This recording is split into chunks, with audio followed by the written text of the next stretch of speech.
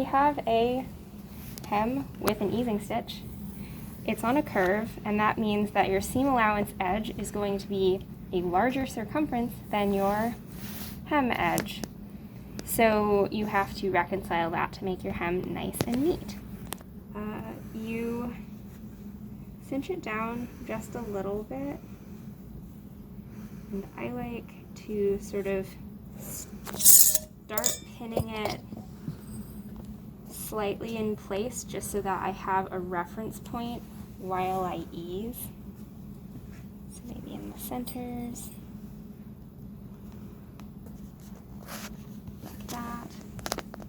And you can already see how that would be a problem if you were trying to, you'd have to do some weird tucks or something.